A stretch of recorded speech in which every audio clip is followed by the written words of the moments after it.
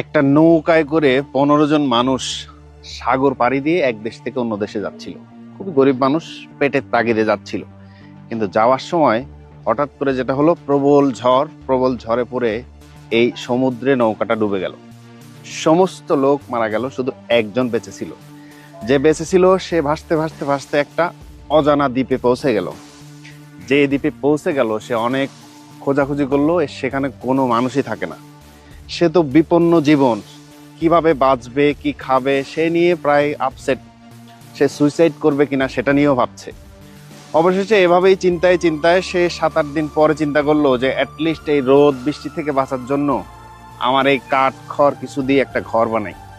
কাঠ খড় দিয়ে সে একটা ঘর বানাইলো এবং সেখানেই থাকতে শুরু করলো। হঠাৎ সে একদিন সাগরে গোসল করতে গেছে। গোসল করে এসে দেখে তার যে ঘরটা, সে ঘরটা আগুনে দাও দাও করে জ্বলতেছে। সে বুঝলো যে সৃষ্টিকর্তা কোনোভাবেই আমাকে পছন্দ করে না।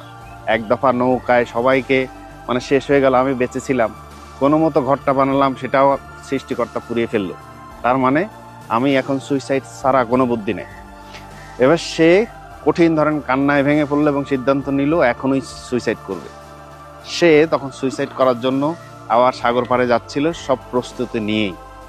তখন হঠাৎ দেখলো যে একটা নাবিক স্পিড বোট নিয়ে সেখানে চলে আসছে, সে কোন একটা বাহিনীর সদস্য। তখন সে অবাক দৃষ্টিতে তাকিয়ে তাকে জিজ্ঞেস করলো যে তুমি এতদিন কেন আসোনি? আমি এখন জীবনের শেষ মুহূর্তে সুইসাইড করব, এখন কেন এসেছো? তখন তারা বলতেছে যে এখানে যে কোনো মানুষ আছে সেটা তো আমরা কোনোভাবেই জানি না। এই যে সিগন্যালটা পেয়েছি আমরা ধোঁয়া দেখে, তখনই বুঝতে পারলাম এখানে কোনো মানুষ আছে, তাকে উদ্ধার করতে হবে, আর এই সিগন্যাল হয়তো তুমিই দিয়েছো। মোরাল অফ দ্য স্টোরি, হয়তো একটা মানুষের সর্বস্ব পুড়ে, সম্পদ সবকিছু শেষ, ঘর বাড়ি শেষ, কিন্তু তার ভিতরেও কখনো কখনো আল্লাহর নেয়ামত থাকে।